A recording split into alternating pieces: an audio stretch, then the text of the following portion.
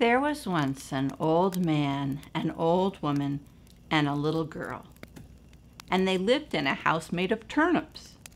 The old man had a dog, and the dog was called Little Dog Turpie. One night, the Hobyahs came, and they said, "Hobyah, Hobyah, Hobyah, tear down the turnip house, chase off the old man, chase off the old woman, put the little girl in the Hobyah bag." But Little Dog Turpie barked, and the Hobyahs ran away. Only then did the old man wake up, and he said, "Oh, Little Dog Turpie barks so loud I cannot sleep nor slumber. If I live till morning, I'll shut him up in the turnip box." And he did. The next night, the Hobyahs came again, and they said, "Hobyah, Hobyah, Hobyah, tear down the turnip house, chase off the old man, chase off the old woman, put the little girl in the Hobyah bag." Little Dog Turpie wiggled and bumped and jiggled and thumped and jumped right out of the turnip box and barked so that the Hobyahs ran away.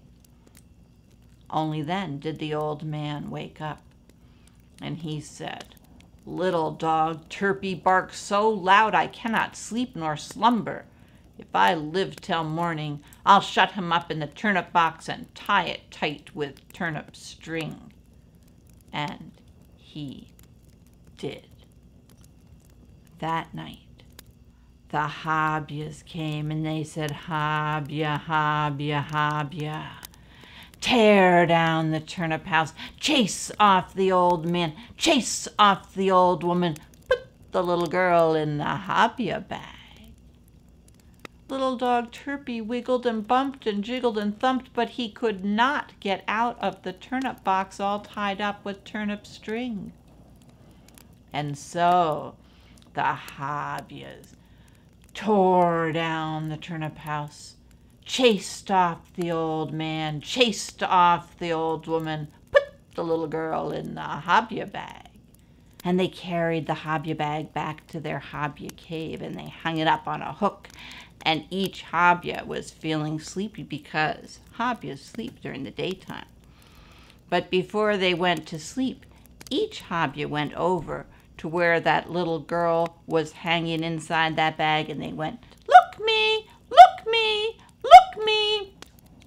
And then the next Hobyah would go over and go, "Look me, look me, look me," until they were all done, and they went to sleep. Well, the old man and the old woman ran and ran until they could run no more. So they stopped. The old man said, "Old woman, what has become of our little girl? We must go and find her." So they searched and they searched, and they listened and they looked and they looked and they listened, and they heard the sound of their little girl crying. And they followed that sound of the crying right up to the Hobyah cave. And very quietly, so as not to wake up the Hobyahs, they snuck in. And there they could hear the sound coming from the Hobyah bag. And they reached over to that hook, and they got down their little girl, and they brought her up out of the Hobyah cave. And when they were far enough away, the old man said, "Old woman, what has become of Little Dog Turpie? We must go and find him." And they remembered Little Dog Turpie was shut up in that turnip box, all tied up with turnip string. And so they went back to where their turnip house used to be. It was all gone. But there was that turnip box, all tied up with turnip string. The old man tried to untie those knots, but he could not do it. So the old woman reached into her apron pocket, and she brought up her scissors, and she went, "With my scissors I snip, with my scissors I snap," and she cut right through the turnip string, and out jumped little dog Turpie.